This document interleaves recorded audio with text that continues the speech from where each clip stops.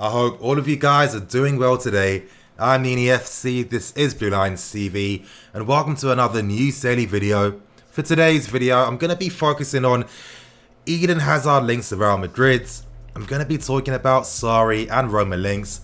I'll be talking about the future of Olivier Giroud, and I'm also going to be talking about a youth team player departure. But before I get into anything, smash that like button, come on. Help me get more than 1,000 likes for today's video. Don't forget to press the bell notification button either, and in the cards above will be recommended videos for you guys. So if you do want more Blue Lines TV, I suggest you click on the cards above. Now getting straight into the first story for today, be talking about Eden Hazard, and this story is coming out from the Evening Standard, and they're suggesting that there have been difficulties between Real Madrid and Chelsea in regards to Eden Hazard's valuation. The Evening Standard are reporting that Real Madrid are getting frustrated due to the stall in the negotiations. Currently, Real Madrid want to pay less than 100 million, but of course we can't accept that. Our valuation for Eden Hazard is around 100 million to 111 million, but obviously Real Madrid don't want to pay that type of money because Hazard is in his last year of his contract. The Evening Standard do report that negotiations have been going on for 1 month now. We've rejected both offers from them, and for me, it's very simple. If Real Madrid really want Hazard, cough up that money. Cough it up. Now, I'll give you my thoughts and opinions on the story. Obviously, we know Marina. There's no way in hell she's going to make herself look weaker, negotiating in the sell for one of our best ever players at Real Madrid. If she was really bad in these negotiations, if Real Madrid get what they want, and we really undersell Eden Hazard, it's going to be on Marina's head.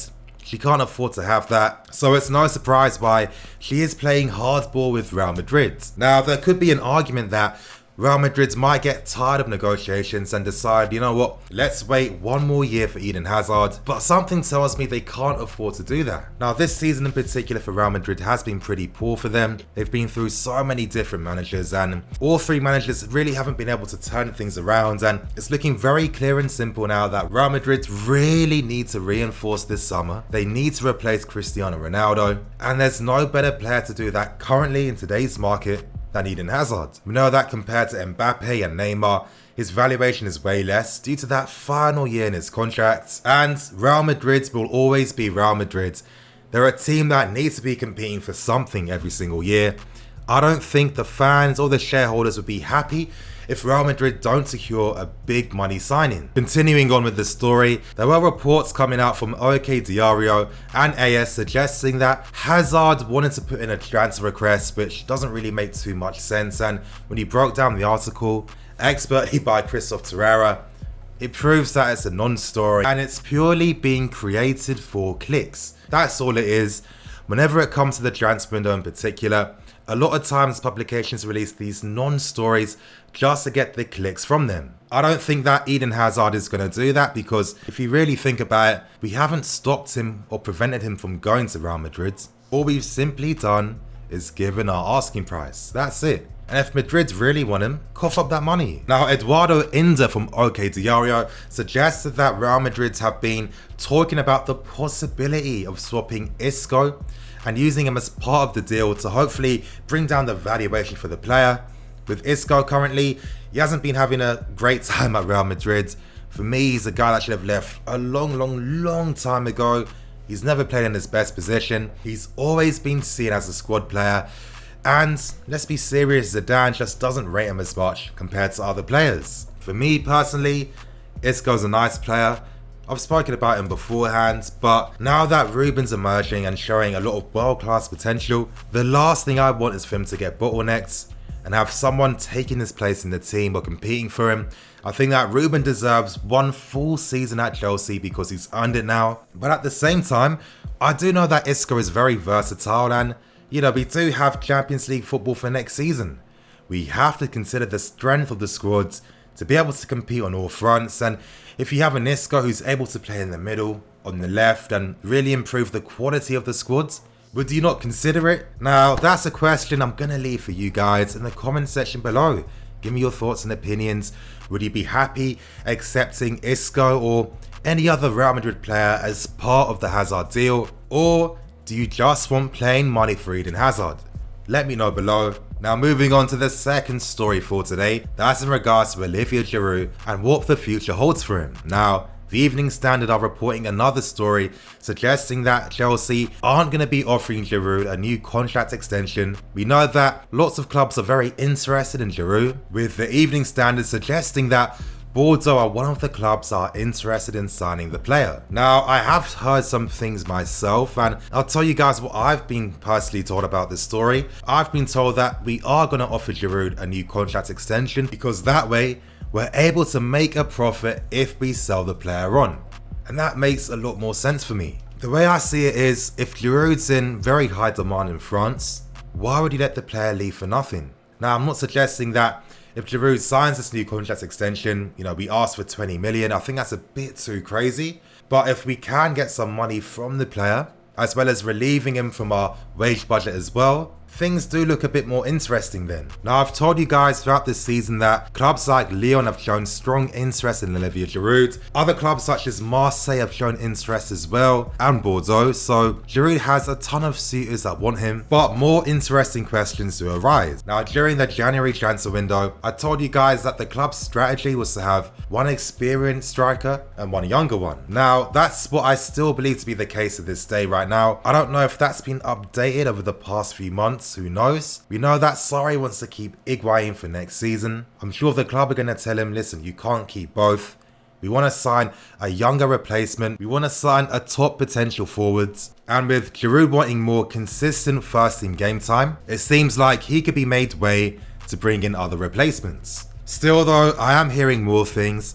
And one thing that I just keep hearing a lot more of is the fact that there is a possibility that Tammy Abrahams might be returning to the squad for next season. Figures at the club behind the scenes have been very impressed by Tammy Abrahams' development this season and his goal scoring form for Aston Villa. As I said, Tammy is being seriously viewed as the potential number 2 for next season, and from hearing those stories, it really does make it quite hard to speculate what's going to be happening. We know that we want a forward. It's impossible that we're going to have 4 forwards for next season, so that must mean that some players are going to leave. Could Tammy Abraham's potential involvement for next season imply that both Giroud and Higuain won't be here for next season? If so, I'm okay with that. I believe in Tammy Abrahams. I keep telling you guys, Chelsea fans are going to love the guy. He's everything that Chelsea fans love in a player. That determination on the pitch, the passion he shows as well, his work rate. Plus, he's a top quality goal scorer as well, and he's still very young. Most forwards don't really develop or show top class potential until they're about 24, 25. Tammy's already banging in the goals from such a young age, yes. And I know that people will dismiss him because he's been in the championship, but you have to look at the overall picture here. There's not many people his age scoring the types of goals that Tammy's doing right now. I'm going to wrap up this story, and I want to ask you guys, how do you feel about Tammy Abrahams potentially coming back with the number 2 role for next season? Give me your pros and cons. Also let me know, do you like the idea of Giroud leaving? Are you disappointed? And tell me if you want Higuain to stay or not. I think to make things easier too, I am going to create a poll in the cards above, so make sure you're alert and click on that if you want to interact. Now moving on to the third story for today. That's in regards to Sarri and AS Roma links. And before I actually get into anything, I need to tell you guys that yes, I have been hearing some rumours behind the scenes of Sarri potentially being interested in a return back to Italy. Just to clarify, there's been nothing concrete, and that's exactly why I haven't reported on anything. The only reason why I'm bringing this up is to let you guys know that this isn't a case of a journalist making up a story, making something from thin air, and this story has been reported by Matt Law, one of the best Chelsea sources out there currently, and he's reporting that Antonio Conte has turned down a move to Roma. In fact, Conte wants to assess his options and wait until the summer, and Italian sources are suggesting that they feel like there's a possibility that Sarri might make a return this summer. Now, that's really all the information there is to this story. The realities are, Roma haven't come in with any official offer. The only thing the report is suggesting is that Roma do feel a bit confident that there's a possibility they could sign Maurizio Sarri. Now, here's where I give my thoughts and opinions, and I think one immediate thing is the fact that we're never going to know the full picture of what's happening behind the scenes, but let's think hypothetically. Could Sarri be feeling a bit disillusioned working under such a prestigious club like ours. There's a difference between managing Napoli and Chelsea. When you come to a big club like ours, a lot of the work you have to do has to be political. You have to understand how to maneuver around those scenes, and Sarri's shown that he's not the type of guy to do that. Could there be a possibility that Sarri feels like this style of football just isn't for him? We know that most of the Chelsea fans don't support him and aren't behind him. And we know that there's been 2 occasions this season where the board have shown such lack of faith in Sarri and his managerial abilities that they really publicly made it known that they were looking towards Steve Holland to be a potential replacement for Sarri. And if you guys cast your minds back, yeah, I know, quick plug, I was the first guy to break that story. But getting back to the main report, could Sarri feel like the working environment at Roma could suit his needs and his style more than a club like ours? There's a real possibility. We do know that Sarri does have a bit of a petty side. I mean, what human doesn't have that? And could Sarri be thinking, I've had no faith and support from the fans or from the club. Why did these guys hire me in the first place if they were so close to letting me leave over nothing? Now I've secured Champions League football. We're 3rd in the league currently, and we have the possibility of going to a European final and potentially winning it. And on top of that, we've also got to the final of the Carabao Cup where we were close to winning it and we were 2 penalties away from securing it. For me, I think it's only human that a manager like Sarri could be thinking about these possibilities. I think if we were in the same situation, quite a lot of us would feel the same way. But for me, Sarri has spoken quite a lot about the fact that he is thinking about plans for next season. I don't think Sarri's a quitter. He's never been a quitter. If you've studied his career and his history, you understand that, he typifies perseverance and never giving up. And I'm also thinking the last thing we need to do right now is sign a completely new manager with a new philosophy and new take on the game. When you only have like a 2-month transfer window, it just doesn't make too much sense for me personally, but you guys let me know below. I might do another poll. Vote if you'd like Sarri to remain for next season, or vote if you'd be happy to see a new replacement. And to end with the final story for today, that's in regards to Bolka. And yes, it's looking like he has signed a pre-contract agreement with Paris Saint-Germain. A lot of people are quite skeptical on Bolka making the move to Paris Saint-Germain. People were saying things like they've got Buffon and Areola. At the same time, Buffon's getting quite old. Areola doesn't have world-class potential because if he did have it, they wouldn't have signed Buffon in the first place. Bolka is one of the best young goalkeepers in Europe right now.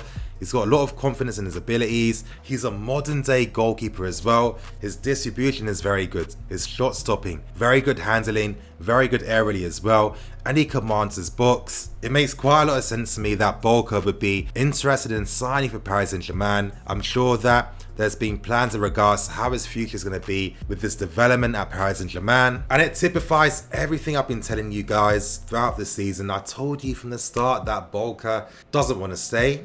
He's feeling very disillusioned. He's not the only youth player. I'll tell you guys as well, for the guys that stay right to the end. But it's looking like Castillo might be looking to move on as well. He's feeling pretty disillusioned. George McEachran, he's another promising young player. He's in a crossroads. He doesn't know whether to commit to the club or keep it moving. But one thing for sure is, youth players have wised up a lot more. We produce top class young players now who take full responsibility for their career. They want to have the best career they can possibly have. They don't want any roadblocks. They feel they're good enough at their age where they see their other counterparts, maybe guys not as good as them, playing week in week out in professional teams. So I admire that ambition. I like that.